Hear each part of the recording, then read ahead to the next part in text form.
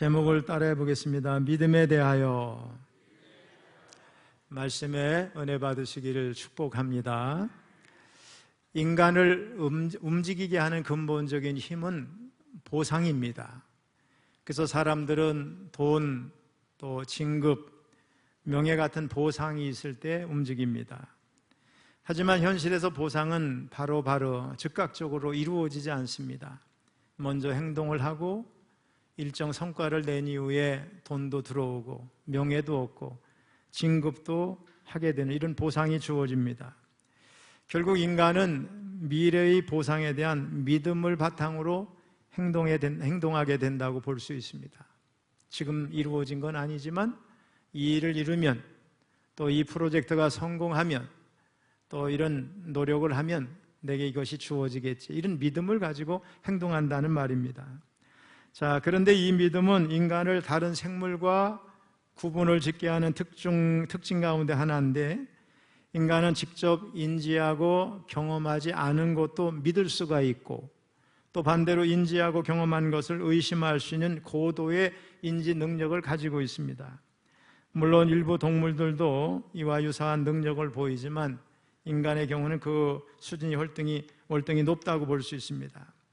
예를 들면 인간은 단순히 믿음만 가지고도 한 달간 아무런 보상이 없이도 수백 명이 어떤 목표를 향해서 협업을 할 수 있는 존재입니다. 또 수년간 눈에 보이는 보상 없이도 목표를 향해서 꾸준히 나아갈 수 있는 능력을 가진 것, 이것은 인간만이 할 수 있는 일입니다. 이는 인간에게 믿음이 얼마나 강력한 동기부여 요소이자 원동력이 되는지를 잘 보여줍니다. 아무튼 우리가 살아가면서 가장 많이 쓰는 말 가운데 하나가 믿는다라는 말입니다. 그러면서도 실상 믿음에 대해서 말을 해보라고 하면 잘 대답을 하지 못하는 경우가 너무나 많습니다. 믿음이 뭔지를 사람마다 다양하게 말할 수가 있습니다. 또 믿음의 종류를 열거하면 수십 가지가 될 수도 있습니다. 그런데 저는 이 시간에 성경에 근거해서 크게 네 종류의 믿음에 대해서 말씀을 드리려고 하는데, 그 중에서도 은사로서의 믿음에 대해서 좀 더 강조해서 말씀을 드릴 예정입니다. 자, 첫 번째로 네 가지 믿음 가운데 첫 번째로 따라해보세요. 일반적인 믿음. 자, 모든 사람들이 살아가면서 가지는 믿음이죠. 자연 질서에 대한 믿음이죠. 해가 아침에 동쪽에 떠서 서쪽으로 진다, 또 여름에는 비가 온다, 이때쯤 뭐 이런 일이 있다, 이런 자연 질서에 대한, 기후에 대한 이런 믿음, 또 이웃에 대한 믿음 등 살아가면서 믿어지는 자연적인 믿음도 있고 입으로만 고백하는 상투적인 믿음도 있습니다. 우리는 하루에도 수없이 말합니다. 나는 잘 되리라고 믿어. 혹은 내가 부자가 되리라고 믿어. 그 사람만큼은 내가 믿을 수 있어. 내일 비가 오리라고 나는 확신해. 경제가 곧 좋아지리라고 믿어. 어디에 근거를 두고 있는지는 모르지만 입에서 쉽게 나오는 말들이죠. 그래서 이런 말들을 우리가 생각해 보면 아무 데서나 사랑한다고 고백하는 것처럼 가장 많이 쓰는 말이 아닌가 싶습니다. 두 번째로 따라해 보세요. 구원을 얻게 하는 믿음. 자, 첫 번째가 일반적인 믿음이고 두 번째가 구원을 얻게 하는 믿음인데, 이 믿음은 로마서 10장 13절에 보면 누구든지 주의 이름을 부르는 자는 구원을 받으리라, 이 말씀에 근거한 믿음입니다. 이 믿음은 한마디로 예수 그리스도가 누구이신지를 정확히 알 뿐만 아니라 그분을 나의 개인적인 구세주로 받아들이고 신뢰하는 믿음입니다. 사람은 누구나 이런 믿음을 가져야 구원을 받습니다. 우리 성경 몇 군데 이런 믿음과 관련된 내용을 찾아보겠습니다. 요한복음 20장 31절 좀 크게 읽습니다.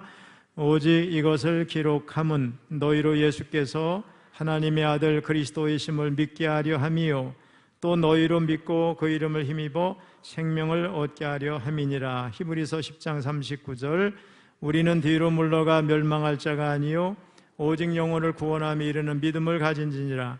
에베소서 2장 8절 9절 너희는 그 은혜에 의하여 믿음으로 말미암아 구원을 받았으니 이것은 너희에게서 난 것이 아니요 하나님의 선물이라. 베드로전서 1장 9절 베드로전서 1장 9절 시작. 믿음의 결국 곧 영혼의 구원을 받음이라. 자, 그렇습니다. 구원을 얻게 하는 믿음은 성령께서 우리 마음에 역사하신 결과로 복음의 진리에 대해서 가지는 확신입니다. 그리스도를 나의 개인적인 구세주로 받아들이는 믿음입니다. 그런데 이 믿음은 정적인 것이 아니고 동적인 것이고 한순간 가졌다가 끝나는 게 아니라 끝까지 지켜야 됩니다. 중간에 믿음을 저버리면 파손한 믿음이 돼서 구원을 잃어버릴 수도 있습니다. 성경에는요, 때때로는 이렇게 얘기도 할 수 있고 저렇게 얘기도 할 수 있는 근거들이 다 있는데, 우리 장로교회에서는 견인의 교리라는 게 있어요. 이건 뭐냐면 한 번 구원받은 사람은 구원을 잃지 않는다는 거예요. 근데 우리 감리교는 교리와 장정에서 정하고 있어요. 중간에 타락하고 믿음을 잃어서 구원을 잃을 수도 있다는 그런 입장입니다. 자, 디모데전서 1장 19절을 읽어봅니다. 시작.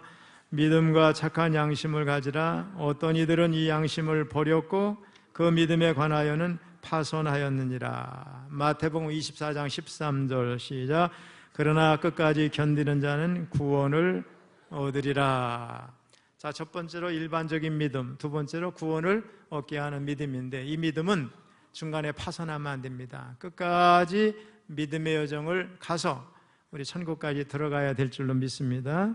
세 번째, 따라해보세요. 성령의 열매인 믿음. 우리 갈라디아서 5장 22절 23절 시작.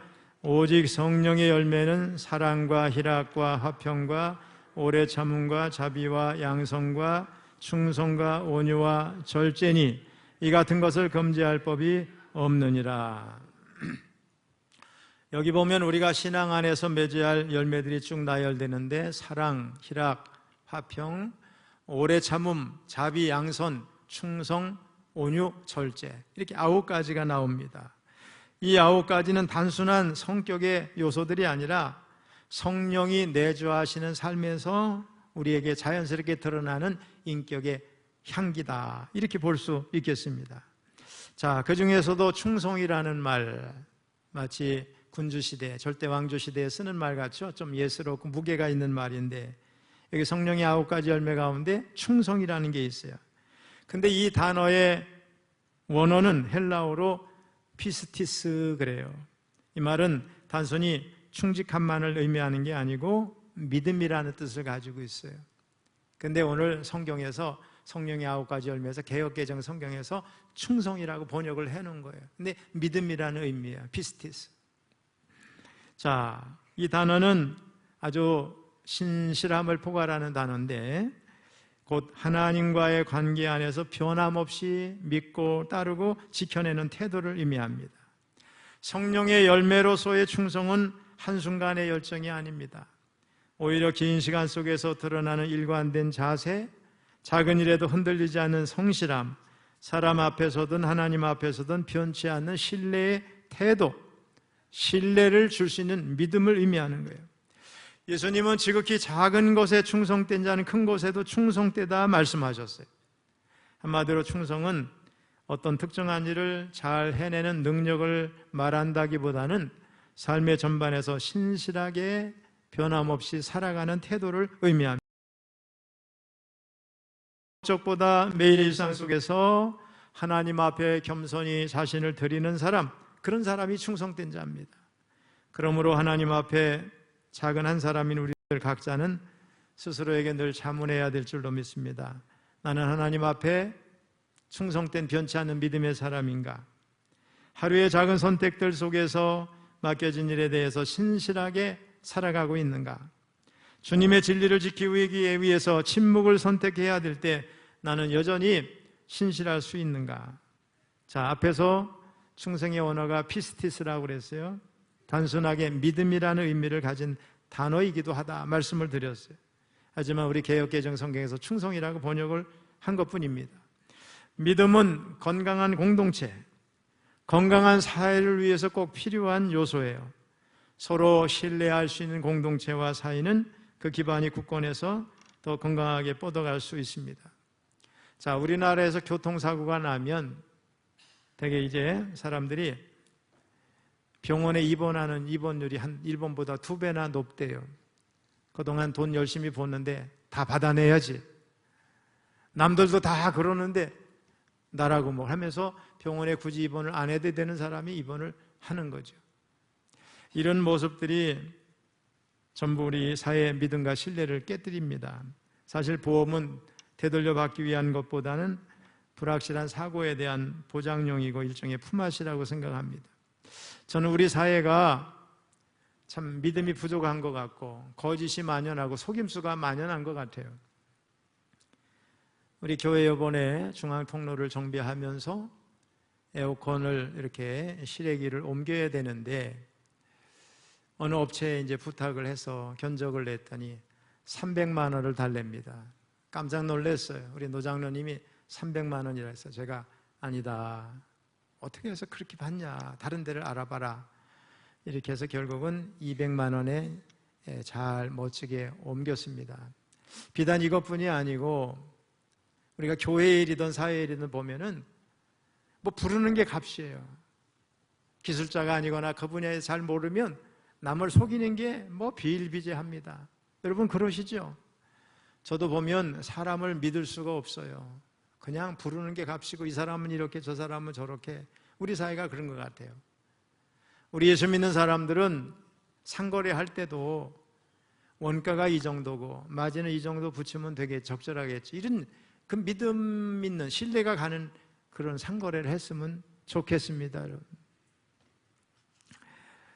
특별히 믿음과 신뢰는 나라에서 힘을 갖는 사람들, 언론에 더 강력히 요구되는 거라고 생각하는데 선거에서 허위 공표 사실로 이런 사실을 범죄로 규정하는 것은 그런 맥락이에요.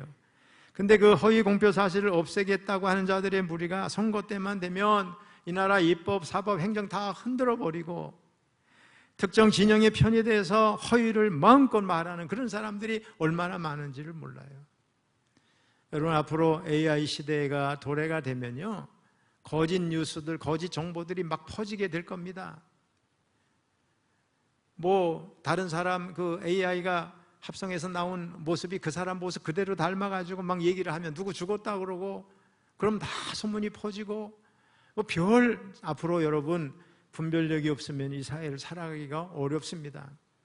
저한테 영상을 보내는 분들, 뭐 자료를 보내는 분들이 가끔 있어. 우리 교인들 보면 제가 가짜 뉴스를 보낸 사람들이 그게 진위도 모르고 막 보내는 거예요. 여러분 거짓 뉴스가 너무 많아요. 제가 이번에 이스라엘에 있으면서도 한국 방송에 거짓 뉴스가 너무 많다, 편파적인가 하는 걸 알았어요. 그래서 조사해 보니까 KRM 뉴스 이게만 정직하더라고요. 앞으로 우리는 분별력 있게 행동하고 정직하게 행동하고 바르게 이렇게 살아야 될 줄로 믿습니다. 우리 성도들은 성령의 열매인 충성, 곧 믿음의 열매를 많이 맺어서 어디에서나 그 사람 이름만 대면 그 사람 믿을 만한 사람, 또 공동체 우리 구성원들이 서로 신뢰하게 하는데 역할을 좀 잘 했으면 좋겠습니다. 자, 세 가지 믿음을 말씀드려서 첫째, 일반적인 믿음, 구원을 얻게 하는 믿음, 성령의 열매인 믿음. 마지막 네 번째가 오늘 주로 말씀드리려고 하는 성경의 은사인 믿음이에요. 따라해보세요. 성경의 은사인 믿음. 성령의 은사인 믿음. 자, 우리가 은혜에 대해서는 어느 정도 알고 있어요. 근데 은사에 대해서는 오해도 많고 왜곡도 많고 잘못 아는 경우가 되게 많죠. 그러니까 은혜, 은사, 끄트머리만 틀도 비슷하죠. 근데 헬라어도 마찬가지예요. 은혜를 카리스라고 그래요. 근데 은사를 카리스마 그래요. 그것도 헬라어도 비슷해요. 자, 은사는 값없이 주어진 하나님의 선물을 말하는데 값없이 주어진다고 하는 면에서 보면은 은혜와 비슷하지만 구원에 관계된 것이 아니란 측면에서는 다릅니다. 자, 은사는 사역을 위해서 주신 선물이에요. 이건 특정한 상황에서 특정한 사람에게 임하는 거예요. 반면에 은혜는 구원받은 모든 사람에게 은혜가 임했기 때문에 우리가 구원받은 거예요. 누구나 보편적인 거죠. 구원받은 사람에게. 자, 오늘 본문을 다시 한번 읽어보겠습니다. 시작. 다른 사람에게는 같은 성령으로 믿음을, 어떤 사람에게는 한 성령으로 병 고치는 은사를. 우리 고린도전서 12장 8절로 10절에 보면 9가지 성령의 은사가 나와요. 지혜의 말씀의 은사, 믿음의 은사, 병 고치는 은사, 능력 행함의 은사. 예언, 영들 분별하는 거, 방언의 은사, 방언 통역의 은사, 이런 은사들이 있단 말이에요. 믿음의 은사 이렇게 포함해서. 자, 여기 다른 사람에게는 같은 성령으로 믿음을 그랬어요.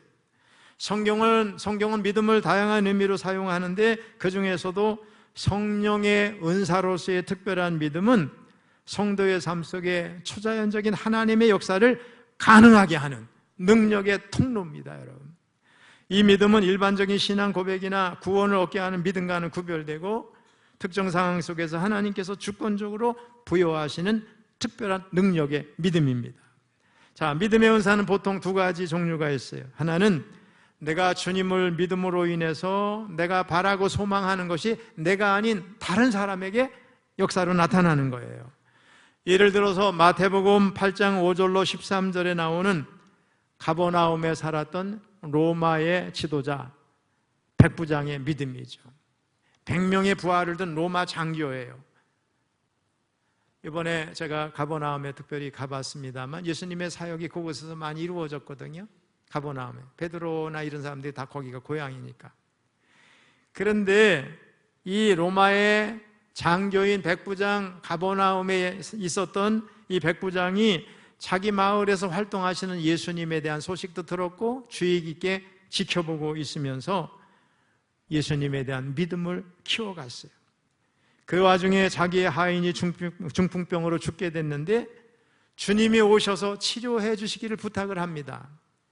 그런데 곧 이내 사람을 보내서 뭐라고 그러냐면 주님이 오시지 않아도 됩니다. 있는 곳에서 말씀만 하시면 내 종이 나을 줄로 믿습니다. 이렇게 말을 하는 거예요. 그러자 예수님은 그의 믿음을 크게 칭찬하셨고 결국 그대로 됐습니다. 자, 마태복음 8장 10절 읽어봅니다. 시작. 예수께서 들으시고 놀랍게 여겨 따르는 자들에게 이르시되 내가 진실로 너에게 이르노니 이스라엘 중 아무에게서도 이만한 믿음을 보지 못하였노라. 이 믿음대로 그 하인의 중풍병은 예수님이 그냥 그 믿음 때문에 고침을 받았어요. 자, 다른 하나는 주님을 믿음으로 인해서 내가 바라고 소망하는 것이 내게 이루어지는 믿음이에요. 이는 주님에 대한 믿음으로 내 질병도 고쳐질 수 있다고 하는 믿음을 가진 그런 믿음, 그런 은사 믿음을 가리켜요. 예를 들어서 마태복음 9장 20절로 22절에 보면 12해 동안이나 혈류증으로 고통받는 여인이 있었어요. 이 여인은 12해 동안 많은 고통을 받는 가운데 의사란 의사는 다 만났어요. 병이란 약이란 약은 다 처방을 해봤어요. 그런데 하나도 효염이 없고 고쳐지질 않았어요. 그런 와중에 예수님에 대한 소문을 듣게 됩니다. 아, 예수님이 나를 만져주시면 내게 오셔서 내 병만 치유하신다 말씀만 하시면 내 병이 나을 것 같다? 점점점 믿음이 자라게 되고 결국은 예수님에게 가서 옷만 만져도, 겉옷만 만져도 내 병이 나을 것 같다는 믿음이 생겼어요. 그런데 예수님한테 여인이 가서 그렇게 하기는 어렵고 그래서 몰래 많은 군중들 사이에 계신 예수님의 뒤에 가서 이스라엘 남자들이 달고 다니는 옷술, 겉옷의 옷술을 살짝 만졌는데 병이 즉시로 나았습니다. 혈루가 그쳤어요.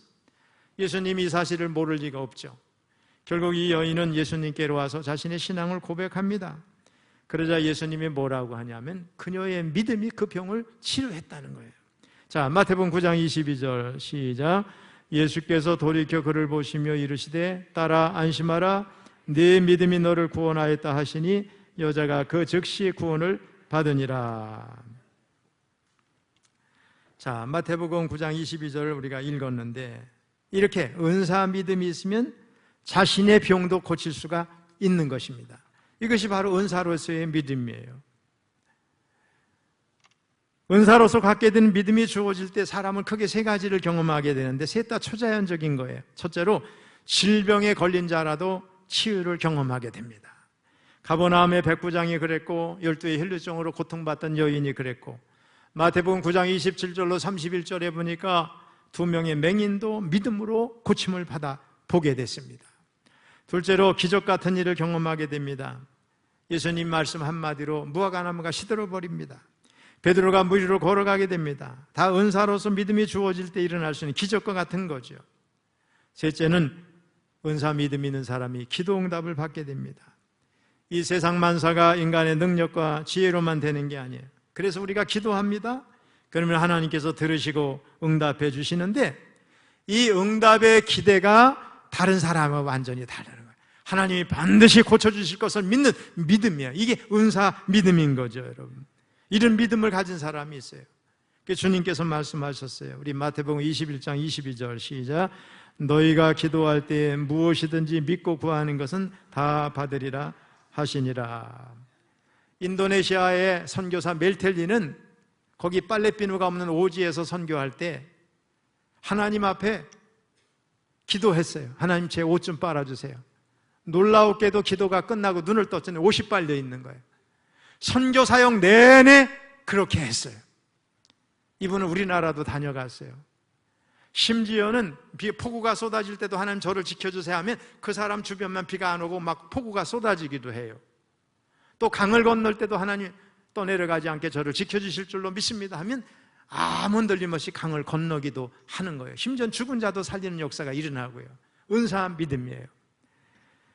여러분, 아주 오지에서 병원에 갈 수 없는 한밤중에 엄마가 사랑하는 아이가 병이 나서 막 울고 난리가 날 때 믿음으로 하나님 앞에 기도하면 하나님이 고쳐 주십니다. 따라해 보세요. 하나님은 욕망에 응답지 않으시고 필요에 응답하신다. 여러분, 여기 금악산을 보고 주 예수 이름으로 명하노니 저 바다로 빠져라 그러면 될까요, 안 될까요? 하나님이 뭐라 그러시냐? 바다에 빠져서 뭐 하려고? 이렇게 물으신다고. 욕망은 안 돼. 하나님을 시험하는 것 같다. 안 돼요. 절박한 상황에서 필요를 구할 때 역사가 일어나는 줄로 믿습니다. 여러분, 우리 기독교 역사에는 놀라운 일이 뭐 셀 수도 없지 많지만 특별히 이런 경우도 많아요. 부모님이 아파서 긴급하게 비행기를 타고 고향으로 집으로 가야 되는데 공항에 달려가 보니 비행기표가 매진이에요. 한 좌석도 없다는 거예요. 그런데 그 자리에서 무릎을 꿇고 기도합니다. 하나님, 저는 이 비행기를 꼭 타야 됩니다. 어떤 일이 있게 되냐면 한 사람이 취소합니다. 한 사람이 늦든지. 그래서 타고 갑니다. 하나님은 필요에 역사하시는 거예요. 여러분, 필요를 가지고 하나님 앞에 강력하게 기도하면, 은사 믿음을 가지면 역사가 일어날 줄로 믿습니다. 그런데 저도 일부 예배도 말씀드렸지만 31년 목회하면서 안수기도에서 병이 난 사람이 되게 많거든요. 손도 떨어지기도 하고 암도 떨어지기도 하고 병도 막 나는 거예요.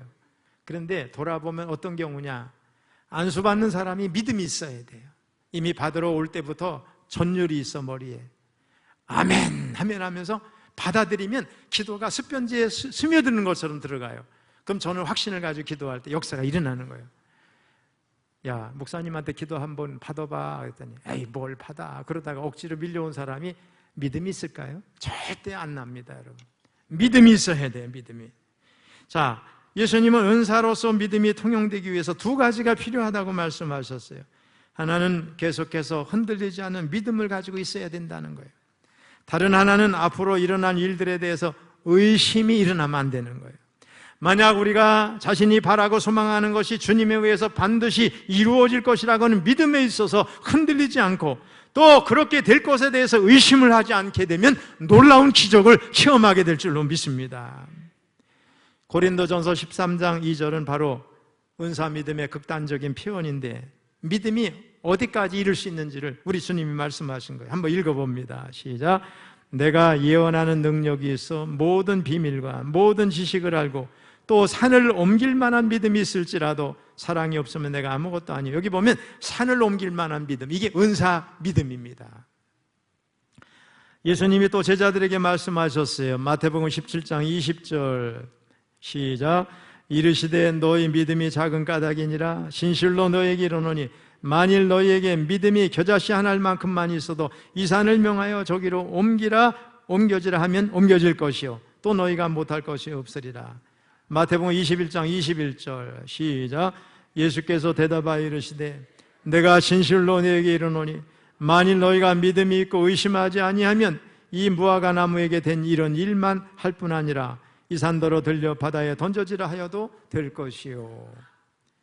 여러분, 이런 말씀이 성경에 수도 없이 많은데 이게 무슨 말이냐? 믿음이라고 하는 것이 단지 우리 안에 있는 내적인 확신에서 그치는 것이 아니라 은사 믿음이 임하면 그 믿음이 현상에서 이루어진다는 거예요.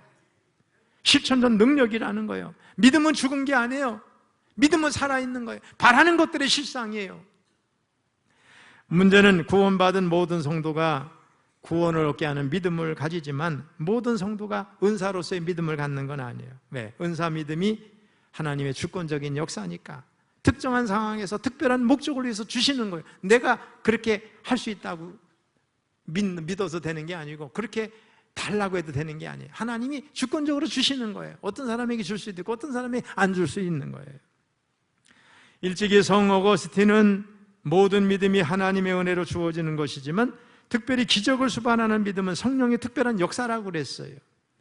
은사로서의 믿음은 하나님의 표적이고 공동체의 믿음을 강화하는 역할을 한다 그랬어요. 토마스 아퀴나스는 은사로서의 믿음은 성령의 초자연적인 움직임이고 이는 인간의 지성을 초월한 확신으로 인도한다고 그랬어요. 이 믿음은 기적의 전제 조건이라고 그랬어요. 다른 은사, 병 고치는 은사, 능력 행하는 은사, 예언의 은사의 전제 조건. 이 믿음의 은사가 있을 때 이런 일들이 일어난다는 거예요. 믿음의 은사가 있어야 병도 고쳐진다는 거예요. 존 켈빈은 믿음의 영은 하나님께서 때에 따라 주시는 신비로운 능력이라고 그랬고 기적적인 믿음과 구원을 얻게 하는 믿음을 구분했어요.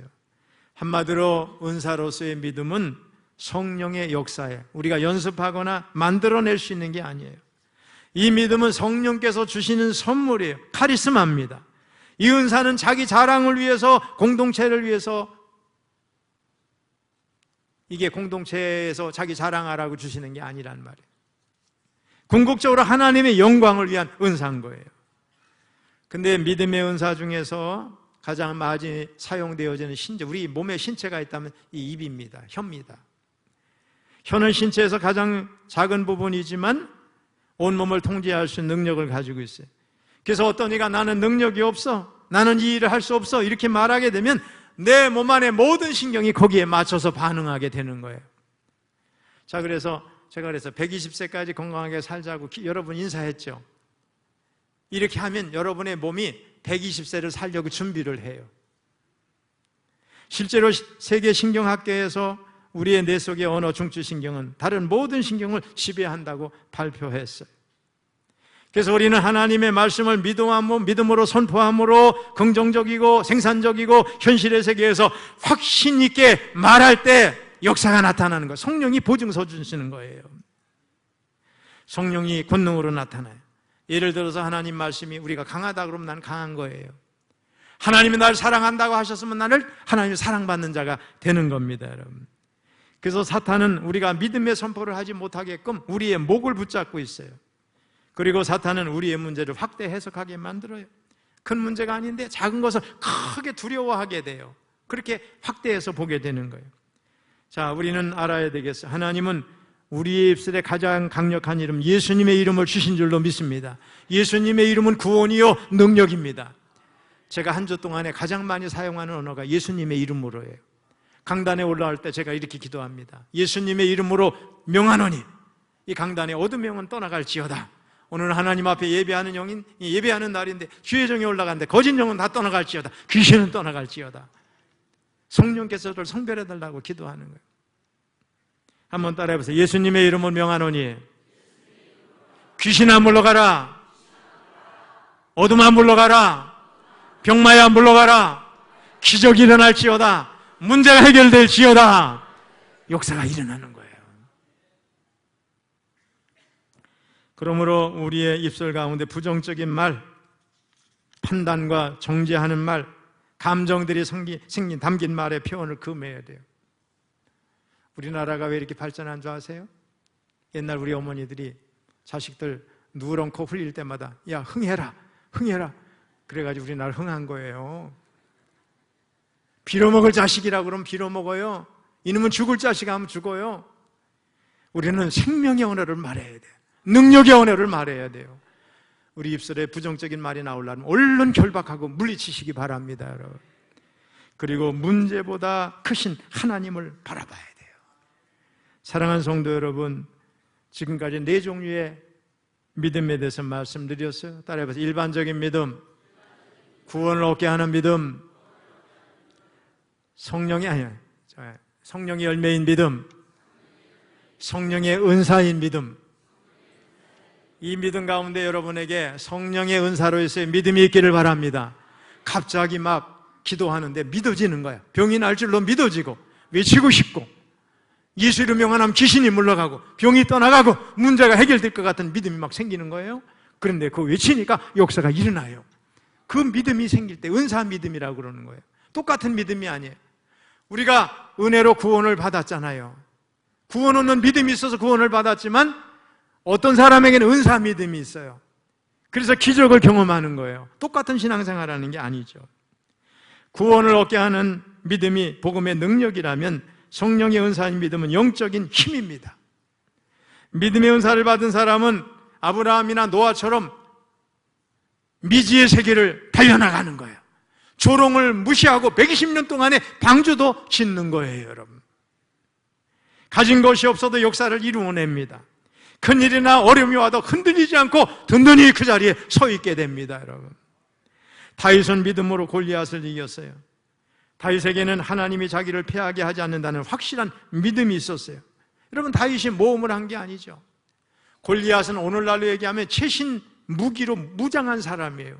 근데 짐승을 잡는 물매로 다윗이 골리앗 장군을 무너뜨린다?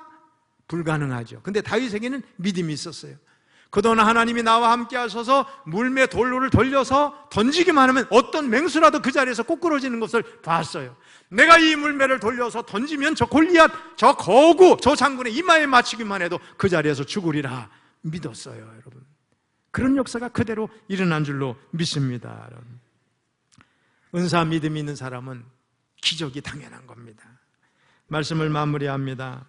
성령께서 각 사람에게 나타나서 그들에게 각양 은사를 주시는 목적은 은사를 받는 당사자는 물론 교회 공동체를 유익하게 하기 위해서 그래요. 자, 고린도전서 12장 7절 읽어봅니다. 시작. 각 사람에게 성령을 나타내심은 유익하게 하려 하심이라. 아멘. 저는 여러분에게 권합니다. 여러분에게 은사 믿음이 왔으면 저한테 얘기해 주세요. 그러면 여러분을 통해서 우리 교회 병도 고치고 유익하게 할 겁니다. 우리 한국의 모든 이단들이 왜 이단이 됐는지 아세요? 은사 믿음을 받고 손만 얹으니까 막 병이 나고 귀신이 물러가고 역사가 일어나니까 나중에는 내가 하나님인가 보다 착각해서 이단이 된 거예요. 여러분 가운데 은사 믿음이 있는데 말도 못하고 시시하다가 사용도 안 하고 어떤 때는 내가 하나님인가 보다 하고서 또 이단 되지 말고 저한테 오면 이 사람이 은사 믿음이 있으면 앞으로 병 고치랄 때 데리고 와서 기도하라고 제가 할 수도 있잖아요. 왜? 우리 공동체 유익하게 하기 위해서. 할렐루야. 저는 여러분에게 저에게도 은사 믿음이 있기를 축원합니다. 기도하시기 바랍니다. 그래서 우리 교회는 오케스트라입니다. 현악기도 있어요. 타악기도 있어요. 간현악기도 있어요.